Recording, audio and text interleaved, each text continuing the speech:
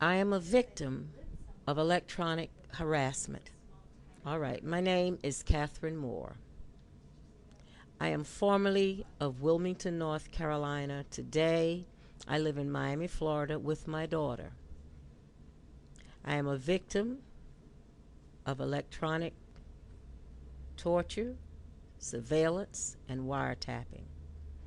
I served as the mayor pro tem of that city for 14 years. During that time, I reported political corruption, police brutality, and the molestation of young children that went unpunished and unprosecuted. For these things, I became a targeted individual. There are so many of us who are targeted in this country today that we are organized and known as targeted individuals. I have been destroyed financially. I've lost my home. I lost my 30-year-old successful business. I was at one time a college professor. I cannot find a job anywhere. So I am completely and totally financially devastated. I am not alone. I am assaulted and tortured by law enforcement from the city level to the federal level.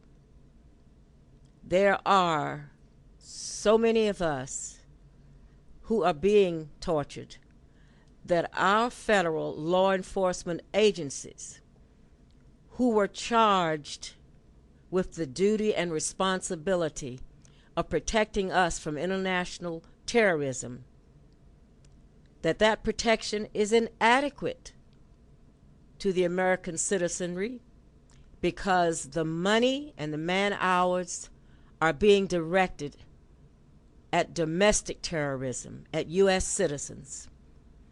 Anyone who dares to blow the whistle or who joins a peace march or has the audacity to tackle a major U.S. corporation becomes a targeted individual.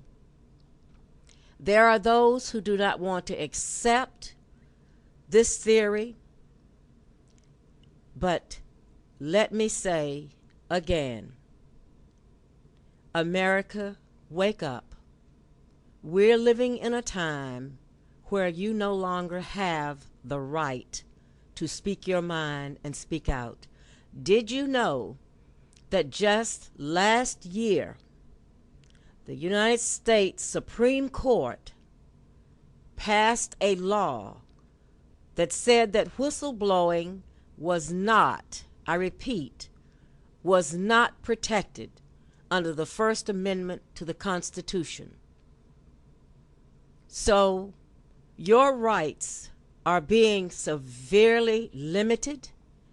They will continue to be limited, and people must come forward, particularly if they're being targeted, and let someone know that they are part of our organization, which again is called Targeted Individuals. I would encourage everyone to visit a website called Stop Covert War and learn about the number of people who are targeted by our government. We want our numbers to grow, not because you're a target. We want you to join our organization so that we will have a voice. As our numbers grow, so will our power. Again, wake up, America. You could be next if you are in the wrong place at the wrong time. God bless.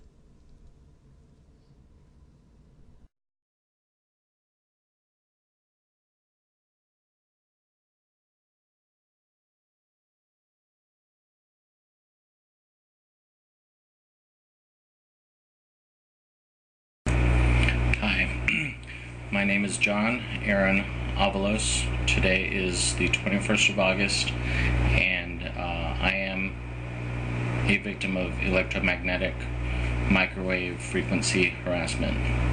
I am being physically tortured every day. It's not so bad when I get out of the house, but the minute I get to bed, I am physically tortured. I sometimes get burn marks, wake up as if I've had a hangover for days. Takes me at least 2 hours to recover in the morning. Some days I can't walk, some days I can't see. Nauseous, I get vertigo. Those are just a few of the symptoms. Loss of energy, just loss of thought, several symptoms. Heat, overheating, cold, extreme headaches. I am being abused every day and have been probably for the last 6 years now, every day. I do have physical stalkers still, and they've calmed down. I used to be stalked by several people a day, and I've been completely surrounded for about the last 6 years that I know of. I've been forced to move about 7 times, this being the 7th time that I have moved.